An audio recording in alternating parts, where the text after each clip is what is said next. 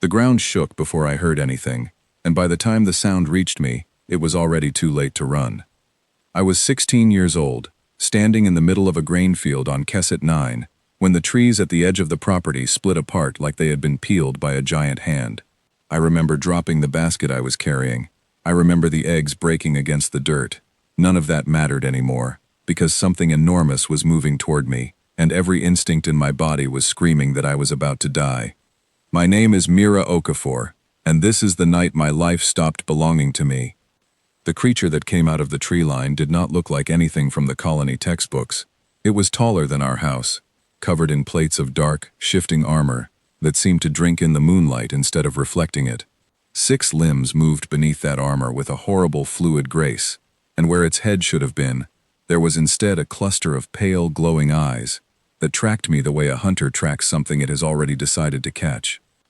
I had heard stories about the Valkyr Reapers. Every child on every colony world had heard them. They were the monsters parents used to make you finish your chores, the shadow at the edge of every campfire story. Except those were supposed to be legends. The official records said the species had been wiped out generations ago, hunted into extinction by an alliance of frightened empires who could not stand the idea of something more dangerous than themselves. Legends do not walk out of forests and stare directly at you. I turned to run, and my knees buckled instead. Fear does that. It does not care about your plans. My whole body had decided, on its own, that running was pointless, and so I stood there, frozen, waiting for the end. The creature did not lunge. That was the strangest part. A predator that size, moving that fast, should have closed the distance in a heartbeat and finished things immediately. Instead, it stopped a few meters away, lowered itself onto its front limbs, and simply looked at me. The glow in its eyes shifted from a cold white to something warmer, something almost gold. And then it spoke inside my head. I do not have better words for it than that.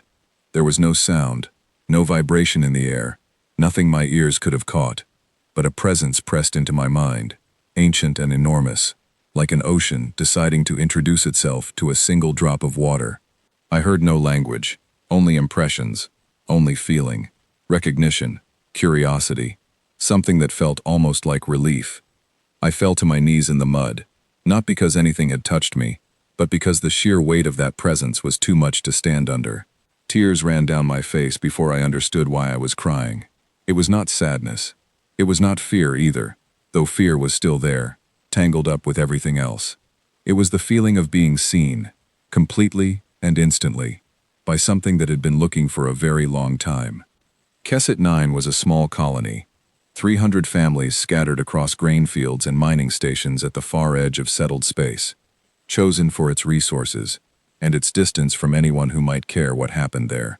My parents, Daniel and Grace Okafor, had moved us out here when I was 7, chasing a land grant and a promise of a better life.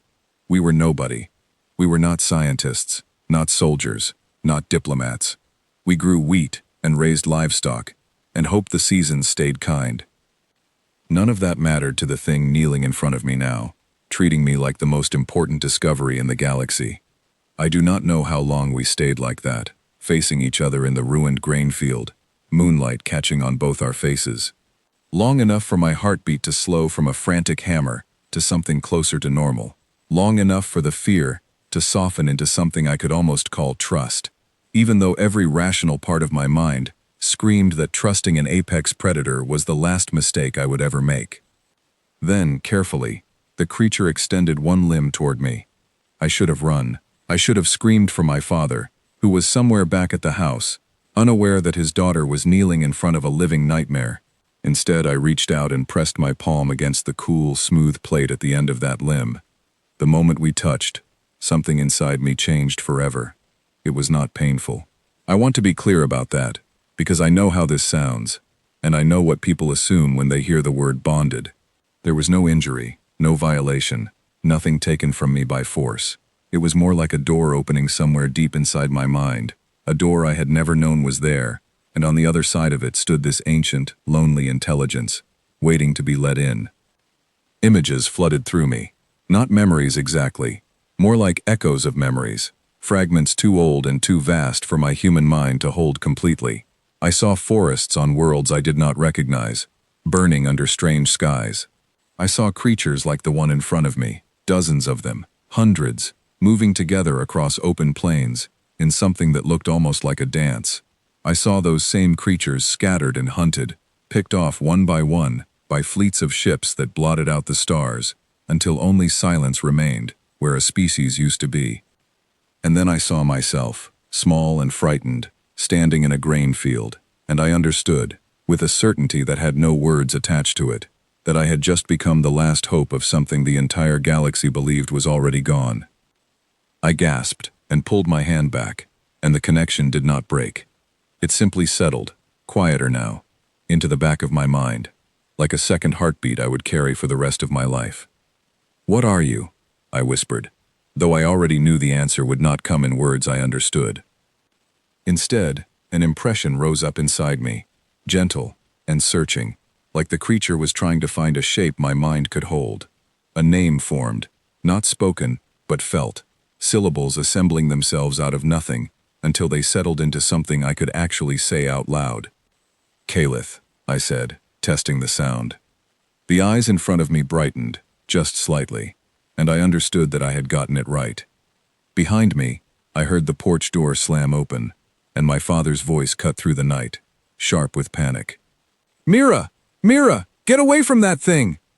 I turned to see him running toward us, an old hunting rifle in his hands, useless against something the size of a transport vehicle, but he was running anyway, because that is what fathers do when they think their child is in danger. I threw myself between him and Kalith without even thinking about it, both arms spread wide, my whole small body somehow feeling like enough of a barrier. "Dad, stop. He's not going to hurt me." "Mira, that is a Reaper. Do you understand what that is? Get behind me right now." I understood exactly what it was. I understood it better than he did, because I could feel the truth of it settling into my bones, patient and undeniable. "He chose me," I said, and even as the words left my mouth, I knew how impossible they sounded. I don't know how to explain it, but he chose me, and he's not going to hurt either of us. My father's hands were shaking on the rifle, but he did not fire, and Kalith did not move, and for a long, strange moment, the three of us simply stood there in the ruined field, waiting to see what would happen next. What happened next was nothing. Kalith lowered himself lower still, folding his enormous frame down until he was almost small enough to seem harmless, and the low, resonant hum that came from somewhere deep inside him was, I realized slowly, something like reassurance. My father lowered the rifle, though his eyes never left the creature. "Someone needs to explain this to me," he said, his voice unsteady, "right now." I did not have a full explanation to give him that night. I only had fragments, echoes of memory that were still settling into place inside my mind, and a strange, growing certainty that my life had just been rewritten in ways I could not yet understand. I told him what little I knew. I told him about the bond, about the presence now living quietly in the back of my thoughts, about the name that had formed itself without me choosing it. My mother came out onto the porch while I was still talking, and I watched her face shift from confusion to horror to something more complicated when she saw the way Kalith watched me, patient and protective, like a creature guarding the only thing left that mattered to him.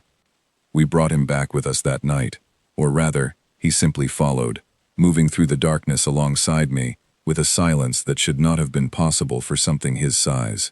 My parents argued in low, frightened voices about what to do, about who to contact, about whether this was even something you were supposed to report. I barely heard them.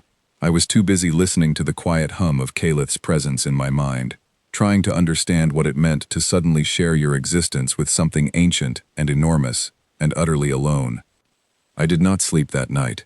I lay awake in my bed with the window open, watching Kalith settle into the field beside our house, his massive form curled in on itself, eyes dimmed to soft embers in the dark. Every few minutes I felt a gentle pulse from the bond, like he was checking that I was still there, still safe, still real. I did not know yet what the rest of the galaxy would think when they found out a Valkyr Reaper had returned from extinction and bonded itself to a human colonist's daughter. I did not know about the fear that discovery would ignite in a dozen alien governments, fear old enough to predate my grandparents, fear rooted in wars fought before humanity had even left its own solar system. I did not know that somewhere out among the stars, sensors were already beginning to register a signal they had hoped never to see again. All I knew, lying in my bed with my hand pressed against my chest, feeling the strange new rhythm of a bond I had never asked for, was that something enormous had just chosen me, and that nothing about my life was ever going to be small again. In the morning, the field outside our house looked different in the daylight. The trees Caliph had pushed through stood broken and bent, and the grass where we had first faced each other was flattened into a wide, unmistakable circle. My father walked the edge of it in silence, running his hand along a splintered branch, saying nothing, though I could see the questions building behind his eyes. Caliph was still there, unmoving, folded against the earth like a hill that had somehow grown overnight. When I stepped outside, his eyes opened immediately, tracking me the way they had the night before, and the bond between us pulsed warm and steady, like a held breath finally released. I walked toward him without hesitation this time.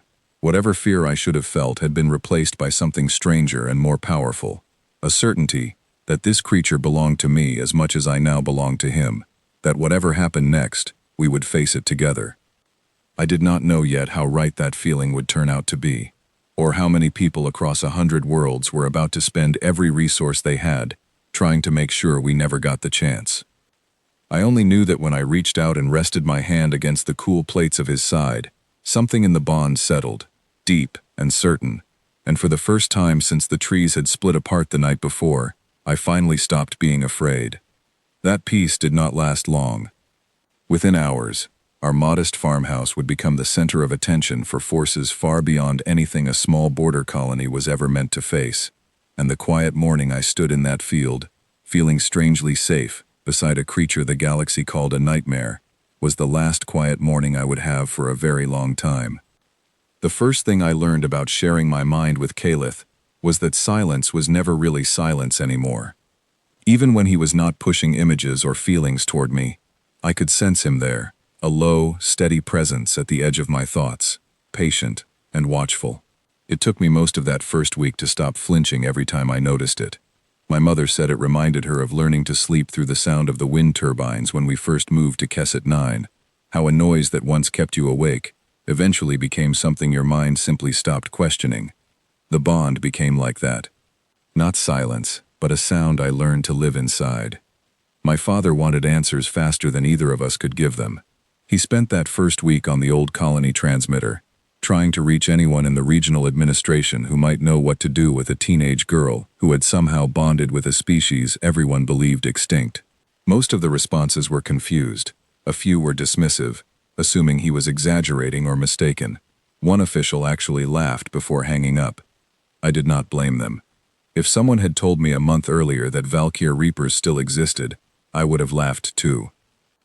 While my father chased answers from strangers, I found mine sitting quietly beside Caliph in the field behind our house, letting the bond settle a little more each day, learning to listen instead of simply feeling overwhelmed. It was slow work. The impressions he sent me were not like words. They were closer to memories with the edges worn soft, fragments of a life so long and so vast that my mind kept losing its grip on them, the way you lose your grip on a dream a few minutes after waking. But patterns began to emerge, and once they did, I could not stop seeing them. I saw forests, endless and ancient, stretching across a world with two suns. I saw creatures like Caliph moving through those forests, not alone, but in groups, communicating through some method I could not quite translate. Something between sound and thought and shared feeling. There was a rhythm to how they moved together, a kind of coordination that felt less like animal instinct and more like something closer to culture. I saw younger versions of that world burn. The images were never violent in the way I expected violence to look. There was no blood in the impressions Caliph sent me, no gore, nothing gratuitous. Instead, there was absence. Groups that used to move through the forest together grew smaller in each new memory.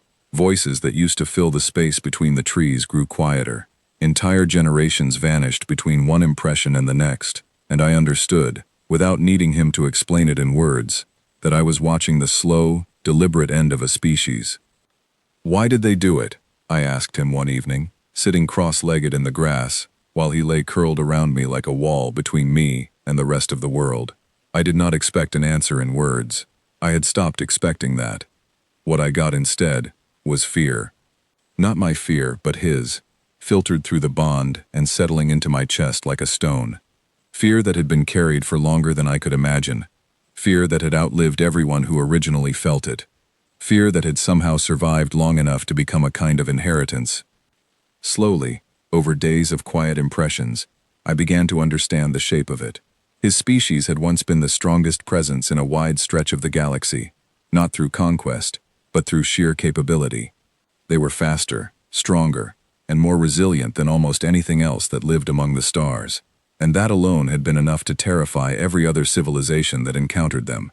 It did not matter that the Valkyr had rarely used that strength against anyone who did not threaten them first. It did not matter that they had built something that looked, in Calith's fractured memories, almost like peace among themselves. What mattered to the frightened empires around them was potential.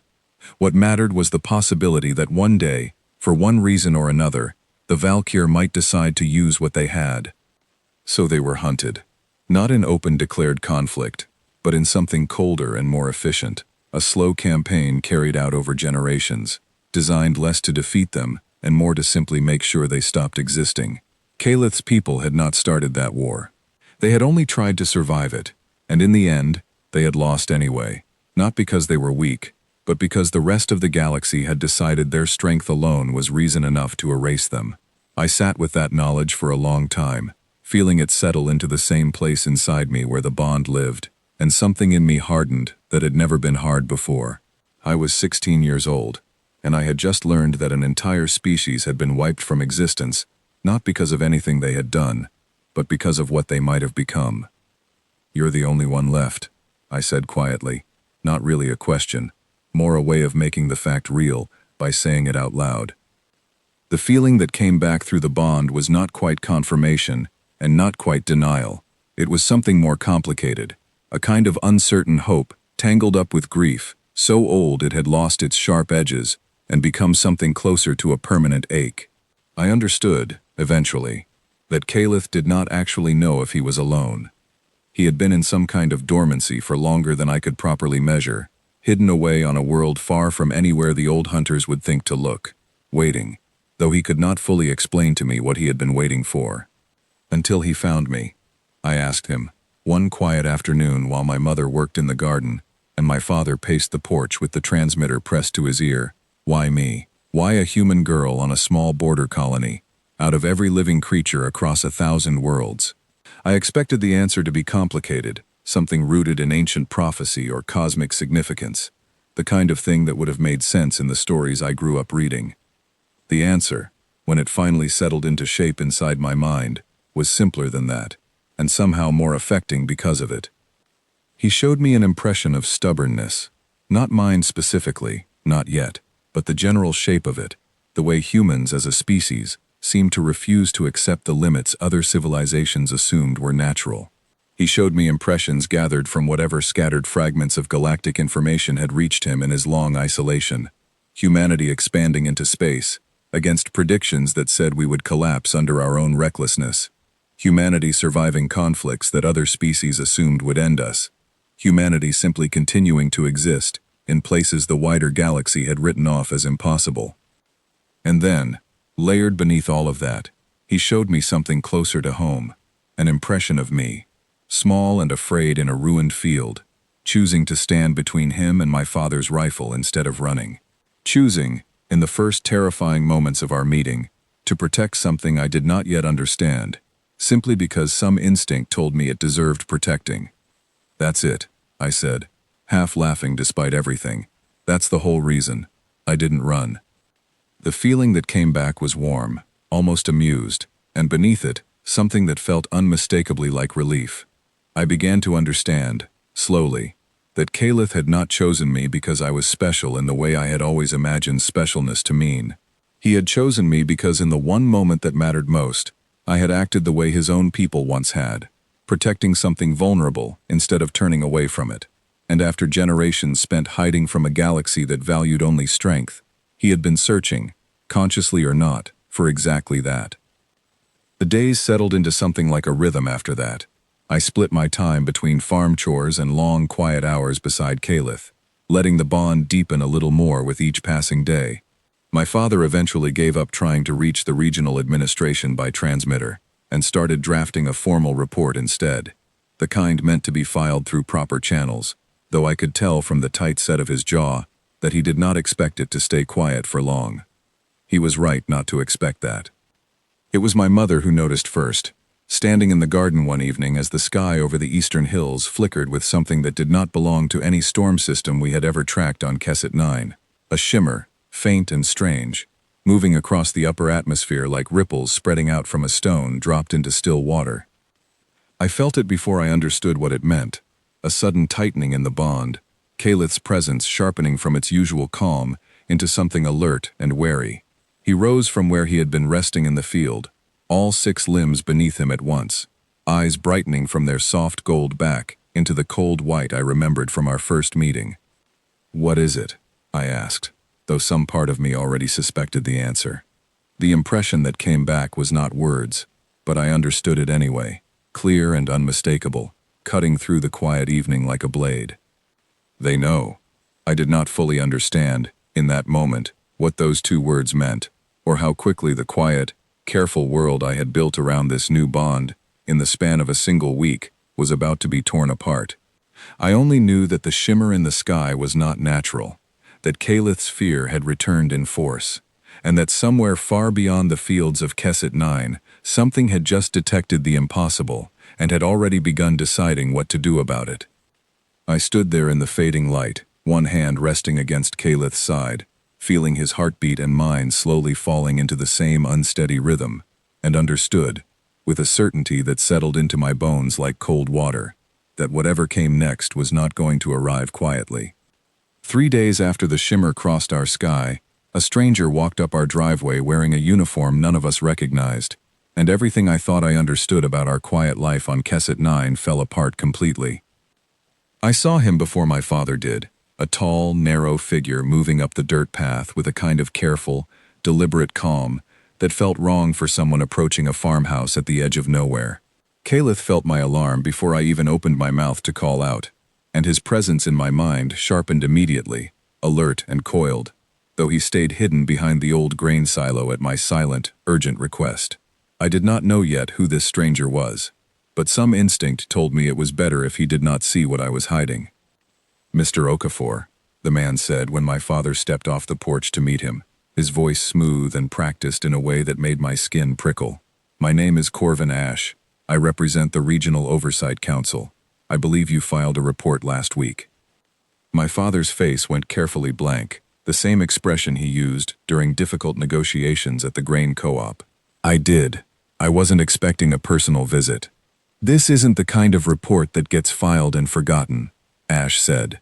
His eyes moved past my father, scanning the property with a slow, deliberate sweep that lingered a moment too long on the flattened circle of grass at the edge of the field. "I'd like to speak with your daughter."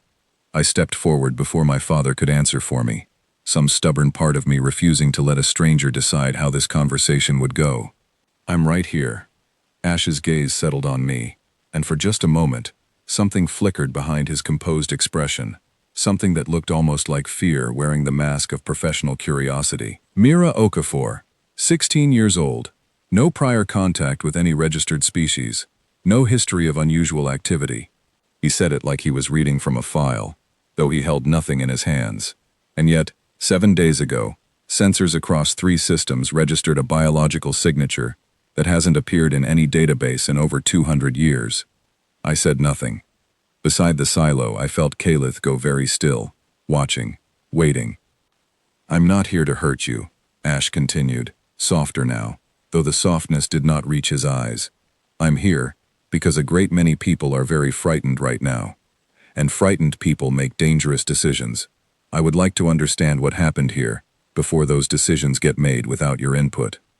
My father's hand found my shoulder, steady and protective. "Whatever you think you know, you should say it plainly. My daughter's dealt with enough uncertainty this week." Asha studied us both for a long moment, and then, quietly, he said the words that changed everything. We believe your daughter has bonded with a Valkyr Reaper, a species the Council spent generations ensuring was extinct. The silence that followed felt heavier than anything I had experienced since the night Calith first walked out of the trees. My father's grip on my shoulder tightened. I did not deny it. There did not seem to be any point. "He's not dangerous," I said, and even as the words left my mouth, I heard how naive they sounded against the weight of everything Ash clearly already believed. "He didn't hurt anyone. He didn't hurt me." "I believe you," Ash said, and something in his tone told me he actually meant it. "But belief and policy are very different things, Miss Okafor. What you've done, whether you intended it or not, has triggered protocols that predate your government's existence. I need you to understand the scale of what's coming, because I do not think anyone back home has bothered to explain it to you." He told us then, standing in our driveway as the afternoon light slid toward evening, about the old wars.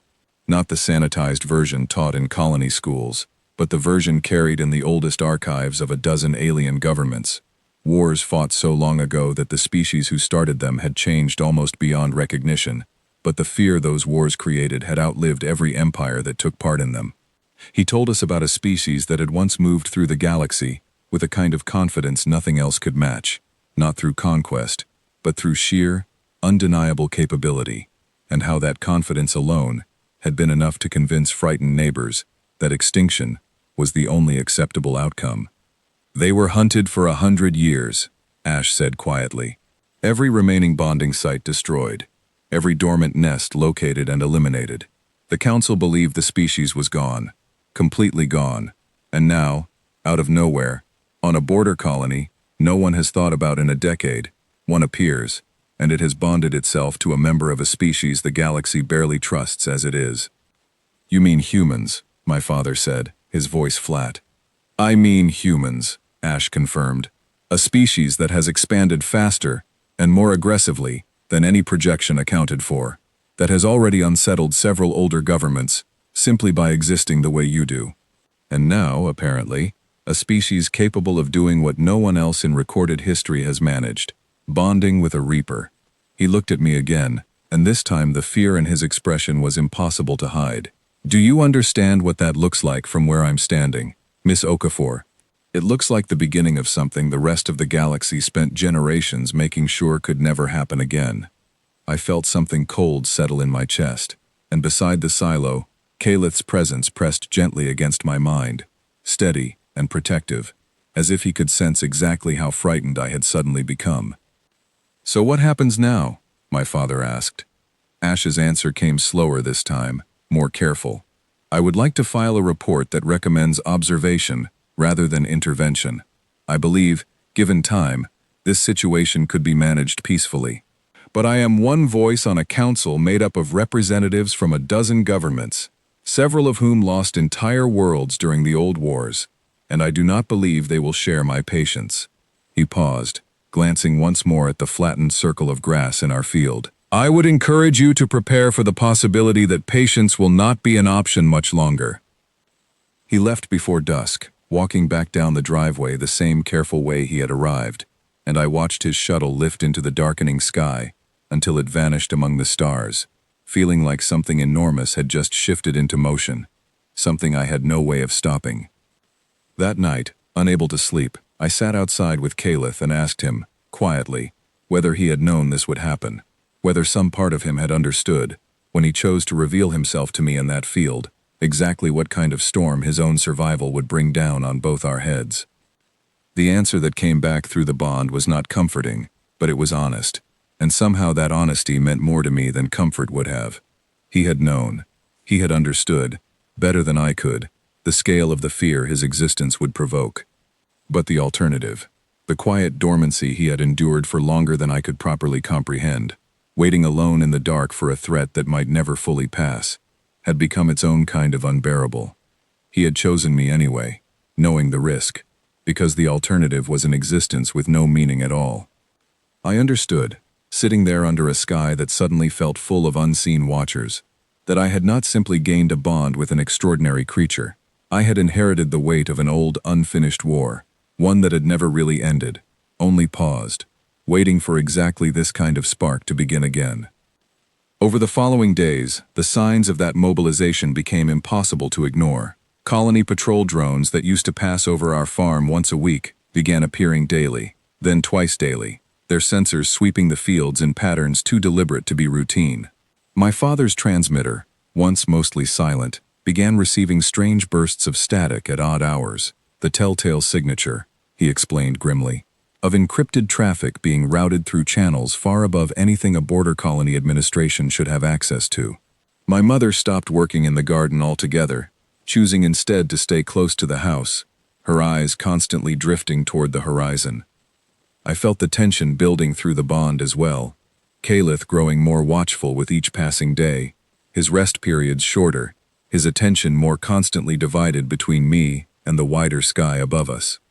He did not tell me, in words or impressions, exactly what he sensed coming. I do not think he needed to. I could feel it in the tightness of the bond itself. A held breath stretched thinner and thinner with every hour that passed. It was my mother who finally said out loud what all of us had been avoiding. We were sitting at the dinner table, the food mostly untouched, when she set down her fork and looked at each of us in turn.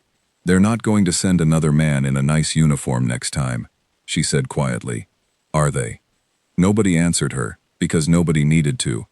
We all understood, without needing it confirmed, that whatever careful patience Corvin Ash had promised to advocate for was already losing ground somewhere far above us, in rooms none of us would ever see, among representatives of governments old enough to remember exactly why they had feared the Valkyr in the first place. That night, I lay awake with my hand pressed against the wall beside my bed, feeling the faint vibration of Calith settling into the field outside, and I made myself a quiet promise, one I did not fully understand the weight of yet. Whatever came next, whatever fleet or army or ancient grudge the galaxy decided to send our way, I was not going to let them take him. Not after everything he had already lost. Not after he had chosen me, out of everyone he could have chosen, to be the one thing left in this galaxy worth protecting. I did not know yet how soon that promise would be tested, or how completely the quiet fields of Kesset 9 were about to become the center of a conflict older than my entire species. I only knew, lying there in the dark with the bond humming steady and warm at the edge of my mind, that the silence Corvin Ash had warned us about was already beginning to break. The sky over Kesset 9 tore open just after dawn, and by the time I made it outside, our quiet farm had become the center of an invasion. I counted the ships as they descended, though I lost track somewhere past a dozen, their hulls marked with the crests of governments I only half recognized from my father's old star charts. They came down in a wide ring around our property, engines scorching the outer edges of the grain fields, and within minutes, armored figures were spilling out of the landing ramps, in numbers that made my stomach drop straight through the floor. This was not Corvin Ash walking politely up our driveway. This was a coalition fleet, arriving with the unmistakable intention of ending something before it had the chance to properly begin. Calith was beside me before I even finished processing what I was seeing, his massive frame rising out of the field where he had been resting, eyes shifting instantly from soft gold to hard, cold white. Through the bond, I felt his fear tangle with something older and steadier, a kind of grim readiness that told me he had been expecting this moment for longer than he had let on. My father burst out of the house with my mother close behind him, both of them freezing at the sight of the ring of ships surrounding our farm. For a moment, none of us moved, none of us spoke, the four of us and the last living reaper in the galaxy, standing together in the flattened grass, while an army settled into position around us. A voice, amplified and distorted through some kind of broadcast system, rolled across the field. "Mira Okafor, this world is now under coalition authority. You will step away from the creature immediately." I felt my whole body go rigid. Beside me, Calith lowered himself slightly, not in submission, but in the coiled, ready posture of something preparing to defend the ground it stood on. I understood, with sudden and terrible clarity, that if I did not find a way to control what happened next, this field was about to become a battlefield. "Stay behind me," I told my parents, my voice steadier than I expected it to be. I did not wait to see if they obeyed. I stepped forward instead, putting myself between our house and the wall of armored figures now advancing across the field, one hand resting against Calith's side, feeling the deep, steady thrum of his presence beneath my palm. A single figure detached from the coalition line and approached alone, stopping a careful distance away. Their armor was heavier than the others, marked with insignia that suggested rank, and when they spoke again, it was without the distortion of the broadcast system, just a clear, cold voice carried across the open air. My name is Commander Reth Vantos. I lead this coalition detachment. I would prefer this resolve without further complication. The visor of the commander's helmet retracted, revealing sharp, alien features and eyes that carried the particular exhaustion of someone who had fought old wars and did not wish to fight them again. Hand over the creature, Miss Okafor. No one else needs to be harmed. He has a name, I said, my voice shaking despite my best effort to sound calm. It's Calith, and he's not a weapon you can just take from me. He is the last member of a species this coalition spent generations ensuring could never threaten anyone again, Vantos said, and for the first time, I heard something almost like regret beneath the authority in her voice. I understand this is not your fault. I understand you are young and frightened and did not ask for any of this. But the governments I represent lost entire worlds to his kind, and they will not accept the risk of that history repeating itself. Step aside. He hasn't hurt anyone, I said. Not me, not my family, not anyone on this colony. He's been alone for longer than I can even imagine, and the first thing he did when he found someone was protect them, not destroy them. If your governments are so afraid of what he might become, maybe you should ask yourselves what made his people that way in the first place. Something shifted in Vantos's expression, brief and quickly hidden, but I caught it anyway. Doubt. Somewhere beneath the armor and the authority, and the old inherited fear, there was a person capable of doubt, and for a moment, I let myself hope that might be enough. It was not. I have my orders, Vantos said quietly, and I have a fleet behind me that will follow them whether or not I agree with every part of what they require. Step aside, Miss Okafor. This is the only warning you will receive. I felt Calith's presence surge through the bond, not with anger, but with something closer to certainty. A quiet, unshakable decision settling into place beside my own. I understood, in that moment, that he was waiting for me. Not commanding, not overriding my choice, simply waiting to see what I would decide, ready to follow wherever that decision led. I thought about the fragments of memory he had shared with me, forests burning under strange skies, generations of his people vanishing between one impression and the next, not because they had done anything wrong, but because an entire galaxy had decided their existence alone was reason enough for extinction. I thought about the way he had chosen me, out of everyone he could have chosen, because in one terrified moment, I had refused to run from something that needed protecting. I was not going to become the reason that pattern repeated itself. No, I said, and my voice did not shake this time. Vantos's jaw tightened. Then you understand what happens next. I understand you're about to attack a girl, and the only friend she has left in this galaxy, over a fear that's older than either of us, I said. I understand that if you do this, you're proving exactly what everyone was always afraid his people would become. Except it's you doing it, not him. For a long moment, Vantos said nothing at all, and I let myself hope again that the words had landed somewhere they could actually change something. Then she raised one hand, and behind her, the coalition line shifted, weapons rising in a single coordinated motion that told me hope had run out of time. Fall back to defensive position, Vantos said into her calm, her voice tight. Non-lethal containment first, full engagement if containment fails. I felt my heart slam against my ribs, and beside me, Calith rose to his full height, every plate of armor along his frame shifting into position, eyes blazing white against the morning light. Through the bond, I felt his resolve settle over both of us like a second skin, steady and immovable. Whatever happens, I whispered to him, my hand still pressed against his side. We do this together. The feeling that came back was not fear anymore. It was something closer to gratitude, ancient and overwhelming. The feeling of a creature who had spent generations alone, finally standing beside someone willing to stand with him in return. Behind me, I heard my father's voice, rough with fear and fury in equal measure. Mira, get down, get behind the house. I did not move. I could not move, not with an entire coalition fleet advancing across our field, not with Calith rising beside me like a wall between our small, quiet life and everything the galaxy had decided to send against it. The first line of armored figures reached the edge of the flattened grass, weapons raised, and Commander Vantos's voice rang out one final time across the open field. "Last warning, Miss Okafor, stand down." I looked at the wall of soldiers, at the ships ringing our farm, at the sheer, overwhelming scale of everything the galaxy had decided a single bonded pair was worth mobilizing against, and felt something inside me shift from fear into something harder, something that had no room left for backing down. "No," I said again, louder this time, my voice carrying across the field with a strength I did not know I had. Vantos's hand dropped. The line surged forward, and beside me, Calith moved at last, faster than anything his size had any right to move, and the quiet, careful world I had spent 16 years building on Kesset 9 disappeared completely into the chaos of what came next. I had never seen anything move the way Calith moved once the coalition line broke into motion, and for the first few seconds, I do not think anyone on that field, myself included, fully understood what we were witnessing.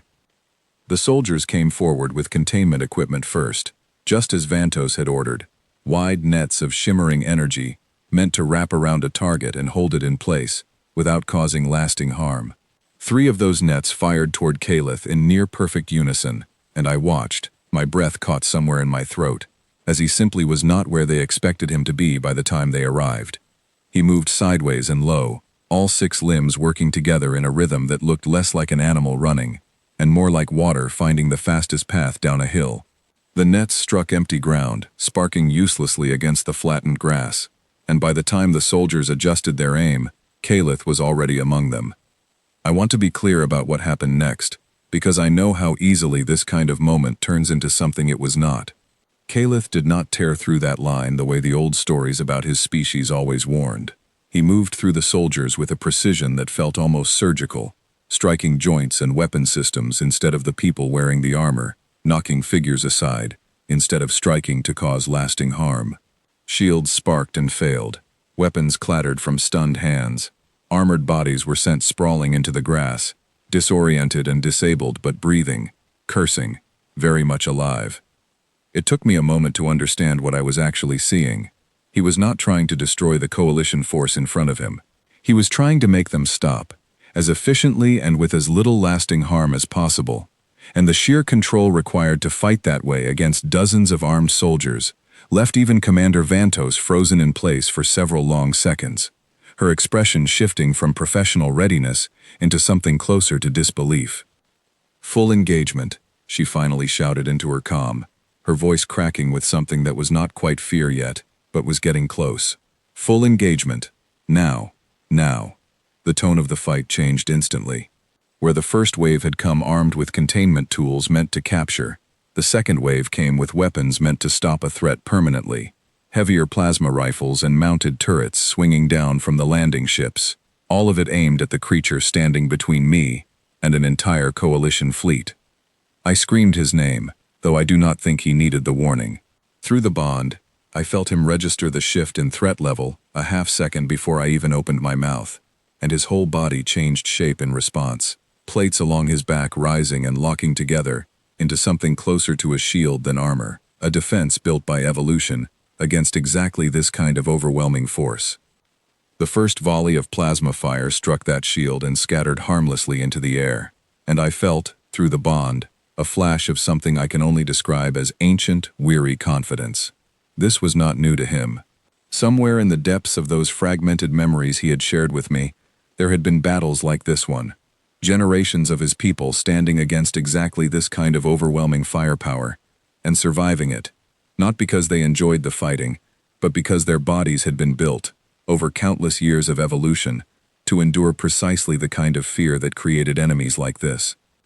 I understood, watching him weather that first volley without so much as a stumble, why an entire galaxy had once decided his species needed to be erased, not because they were cruel, not because they sought conquest, simply because they could survive almost anything thrown against them, and to frightened, less resilient civilizations, that alone had been enough to feel like an existential threat.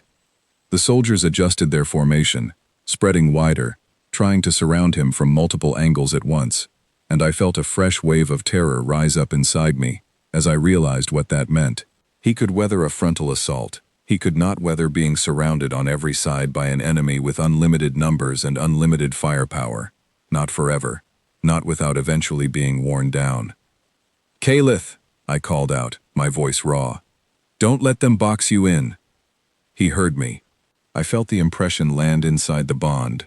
Gratitude and grim focus tangled together, and his movements shifted immediately, no longer holding a defensive position but breaking outward instead, using his speed to keep the coalition line off balance, never staying in one place long enough for their formation to fully close around him. I lost track of time during those next few minutes. I remember flashes of it, more than a continuous memory. Plasma fire lighting up the morning sky, the ground shaking under the combined weight of dozens of soldiers, scrambling to adjust their strategy against an opponent who refused to fight the way their training had prepared them for. I remember my father's arms wrapping around my mother, both of them pressed low against the side of our house, watching in horrified silence as everything they thought they understood about the universe rearranged itself in front of them. And I remember the moment everything changed. The moment Commander Vantos, watching her forces fail to contain a single creature despite every advantage of numbers and firepower, made the decision that would define the rest of this conflict. "Orbital support," she snapped into her comm, her composure finally cracking under the weight of what she was witnessing. "I need orbital support on this position immediately." I felt the blood drain from my face. Orbital support meant strike capability from the ships still waiting in the sky above us, weapons far beyond anything a ground force could carry, weapons that would not care about precision or containment or minimizing harm, weapons that, if they fired on our position, would not distinguish between Calith and everyone standing near him. Between Calith and me. Through the bond, I felt his focus shift instantly, no longer purely defensive, but something sharper, something that felt almost like desperation layered beneath his usual steady calm. He understood the threat as quickly as I did, and I felt him make a decision of his own, a decision that terrified me even as some deep instinct told me it was the only choice left. He needed to end this quickly, before that orbital strike had the chance to arrive. I watched him move differently after that, no longer simply evading and disabling, but pressing forward with a speed and intensity that made the remaining soldiers scatter back toward their landing ships, their formation collapsing entirely under the sheer overwhelming presence of something they had never actually trained to face. Vantos herself was forced backward, her weapon raised uselessly as Calith closed the distance between them, and for one horrifying moment, I thought I understood exactly how this was about to end. Generations of fear finally justified in the worst possible way. Instead, he stopped. Just short of her, close enough that she could not have raised her weapon in time even if she tried. He stopped completely, his massive frame towering over her, eyes blazing white, every plate of armor along his body still locked in full defensive posture. He did not strike. He simply stood there, close enough to end the confrontation entirely, and chose not to. Through the bond, I felt the reason settle into place inside my own mind, clear and unmistakable, meant as much for Vantos to somehow sense as for me to understand. He was not the thing they feared. He was choosing, in the middle of a battle that could have ended any number of ways, to prove that fact instead of confirming it. Vantos stood frozen beneath him, her breath coming hard and fast, her weapon still raised but her hand no longer steady enough to use it effectively. For a long, suspended moment, nobody moved, the entire battlefield holding its breath around the two of them. And then, from somewhere far above us, a new light appeared in the sky, cutting through the smoke and chaos with the unmistakable signature of an approaching vessel, far larger than anything already gathered around our farm, moving with the kind of speed that told me, even before I understood who it belonged to, that everything about this fight was about to change again. The ship that broke through the smoke over our farm was not like anything in the Coalition fleet, and I knew, the second I saw its silhouette against the morning sky, exactly who had come to answer the distress signal my father had been quietly transmitting since the first ships arrived. It was human. The vessel descended with a kind of blunt, deliberate confidence, engines roaring loud enough to rattle the last unbroken windows of our farmhouse, and painted along its hull in bold, unmistakable lettering, was a name I would remember for the rest of my life. The Halcyon Dawn. A human warship, drawn out to the edge of settled space by an emergency beacon, and whatever fragments of the diplomatic chaos had already reached Earth's outer defense networks.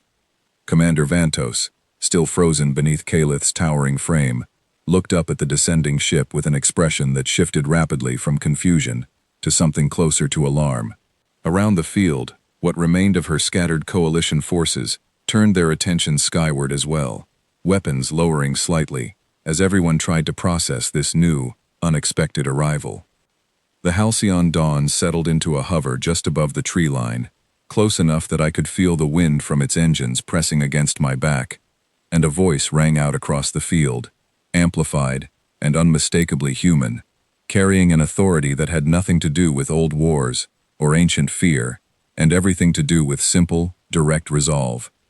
This is Captain Owen Bright of the Halcyon Dawn, representing the Terran Defense Fleet. We have received a distress signal from this colony and request immediate clarification of coalition intentions in this system.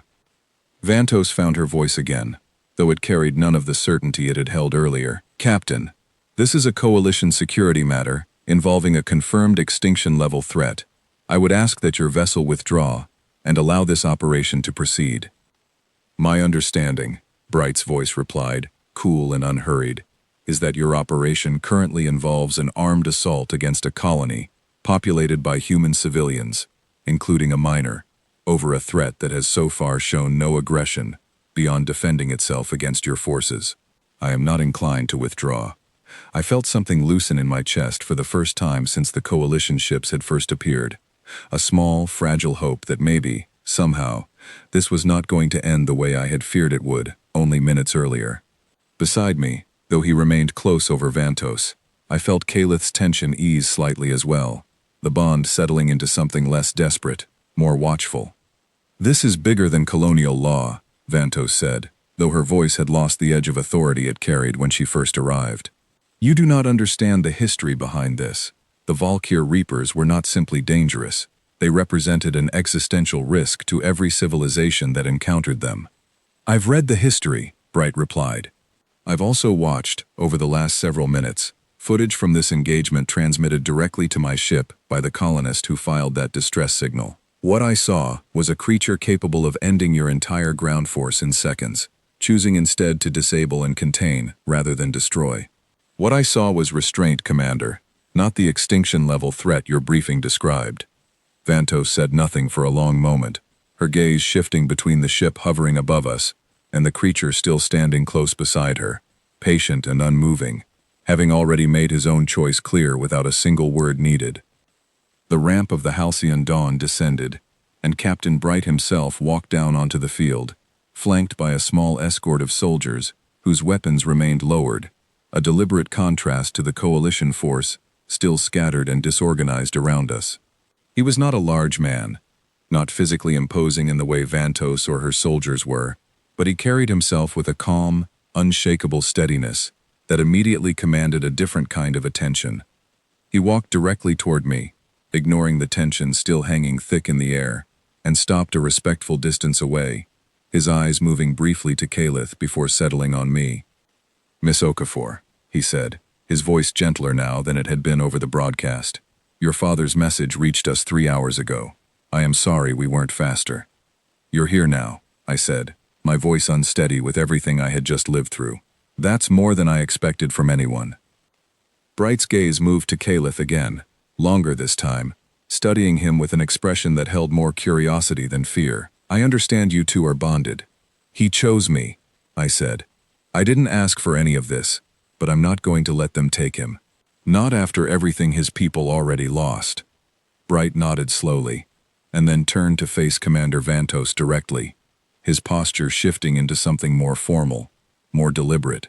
Commander, I am formally invoking Terran protective jurisdiction over this colony, and its residents, human and bonded alike. Any further coalition action here will be treated as a direct act of aggression against a sovereign Terran interest.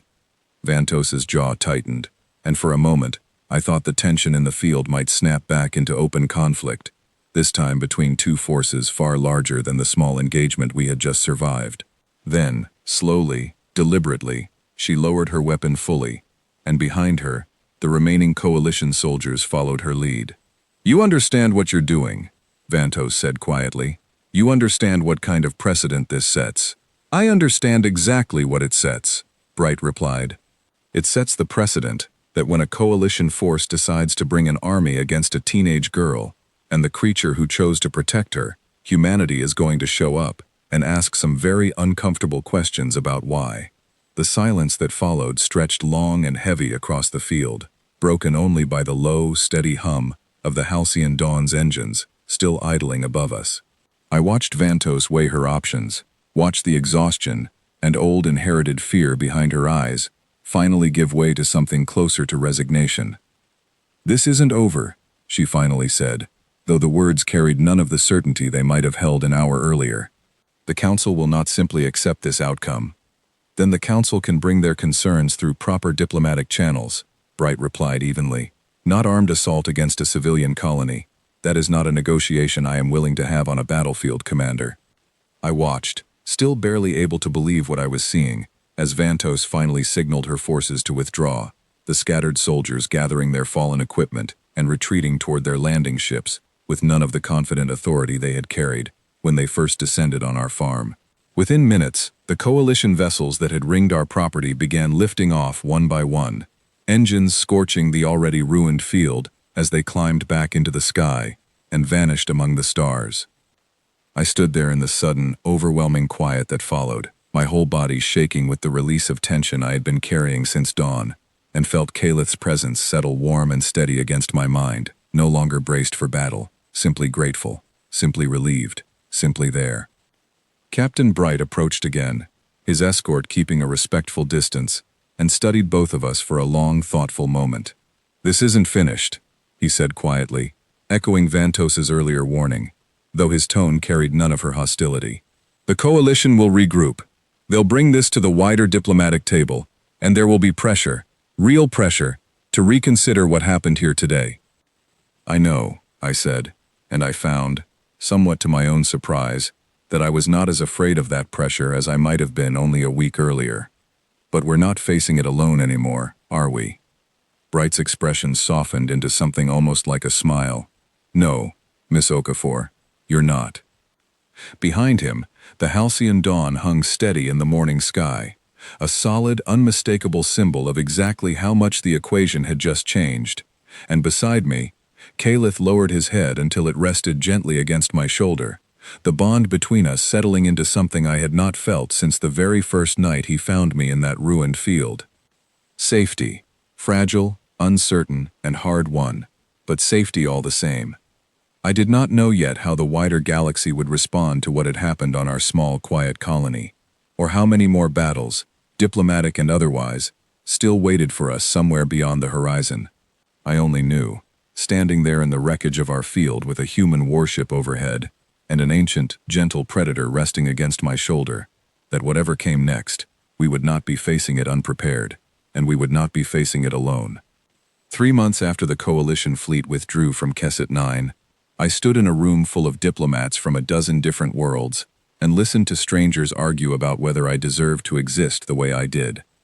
The negotiations had moved off colony almost immediately, transferred to a neutral station orbiting one of the older trade worlds, a place chosen specifically because it belonged to no single government and answered to none of the old grudges that had nearly gotten me and Calith destroyed in our own front yard. I had expected, when Captain Bright first told me I would need to attend, that I would simply stand silently while adults decided my future for me. That was not what happened. The Terran delegation insisted I be heard directly, not summarized through a report or a translated statement, but present, in the room, allowed to speak for myself. I remember how strange that felt, walking into a chamber full of representatives whose governments had, only months earlier, sent an armed force to take Calith from me by force, and being asked, calmly and formally, to explain in my own words exactly what had happened and why. I told them everything. I told them about the night in the field, about the fragmented memories of a burning world Calith had shared with me, about generations of a species erased, not for anything they had done, but for what an frightened galaxy assumed they might one day become. I told them about the choice I made standing between him and Commander Vantos's forces, and the choice he made standing over her, without ending the fight in the way his ancient reputation would have predicted. He had every advantage, I told the assembled delegates, my voice steadier than I expected it to be, after months of preparation. He could have ended that engagement in seconds, and everyone in this room knows it. Instead, he chose restraint, over and over, even when restraint put both of us at greater risk. If you're truly afraid of what his species might become, I would ask you to look carefully at what he actually did, when given every opportunity to become the thing you feared. The chamber was quiet for a long moment after that, the kind of quiet that felt like it was actually being considered rather than simply endured. It was not a quick process. The coalition representatives, particularly those from worlds old enough to remember the original wars firsthand, argued fiercely for continued isolation measures, restrictions on where Caliph and I could travel, monitoring requirements that felt, even in their more reasonable forms, uncomfortably close to the fear that had nearly gotten us both destroyed. Captain Bright and the Terran delegation pushed back on almost every point, not out of blind loyalty, but because they had seen, firsthand, exactly what restraint under pressure actually looked like. I do not think the final agreement satisfied anyone completely, which Captain Bright later told me was usually a sign that a negotiation had actually worked. Caliph would remain bonded to me, recognized formally as neither weapon nor threat, but as exactly what he was, the surviving representative of a species entitled to whatever protection any other sentient life in the galaxy received. In exchange, both of us agreed to periodic contact with a newly formed oversight commission, not the frightened, reactive kind of monitoring the coalition had originally demanded, but something closer to genuine diplomatic relationship, built slowly, carefully, on the trust we had somehow managed to earn in the worst possible circumstances. Commander Vantos, surprisingly, became one of the quieter advocates for that middle path. I spoke with her once during a break in the proceedings, standing together near a viewport looking out over the trade station's busy docks, and she admitted, in a low, tired voice, that watching Caliph choose not to end her life on that field had shifted something in her that generations of inherited fear had never managed to move on its own. I spent my whole career believing your kind of restraint was impossible, she told me, glancing toward where Caliph rested nearby, patient and calm, even amid the crowded, unfamiliar station. I am not sure yet what to do with the fact that I was wrong. I did not have a perfect answer for her, only the truth, as I understood it. Maybe you don't have to know what to do with it right away. Maybe it's enough that you're willing to sit with being wrong, instead of pretending you weren't. She did not respond to that, but she did not argue either, and something about the quiet way she nodded told me the conversation had landed somewhere it needed to.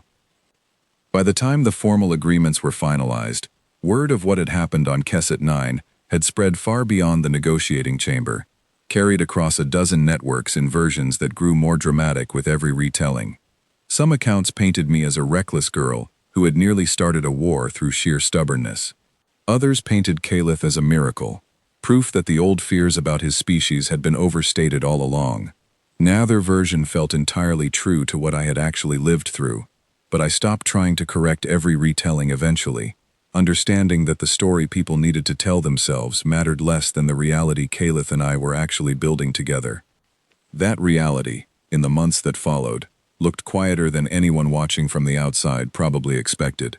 We returned to Kesset 9, to the same small farmhouse and the same fields, though the flattened circle of grass where Caliph and I first met never fully grew back the way it had been before, a permanent, visible reminder of the night everything changed.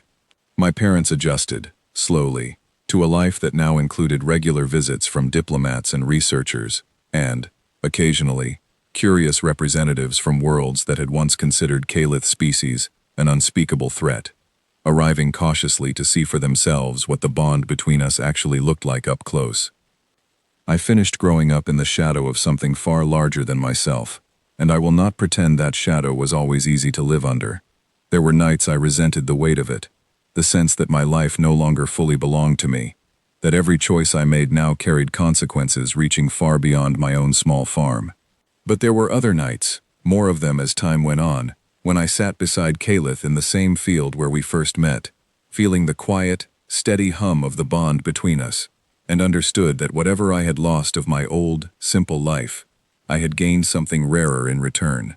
Not just a bond with an extraordinary creature, but a partnership built on the kind of trust the old frightened galaxy had never believed his species capable of earning. Captain Bright kept in occasional contact after the negotiations concluded, and it was during one of his visits, nearly a year after that first terrifying night, that he told me something I have carried with me ever since. "You should understand what you actually did out there," he said, standing with me at the edge of the field while Calith rested nearby, half asleep in the afternoon sun. "You didn't just save a creature the galaxy wanted gone. You proved that the oldest fear this part of the galaxy carries, the fear that strength always becomes cruelty given enough time, doesn't have to be true. That matters more than you probably realize yet." I thought about that a great deal in the months and years that followed, as the careful, uneasy peace we had built continued to hold, as more worlds slowly extended the kind of cautious trust toward Calith that had once seemed impossible.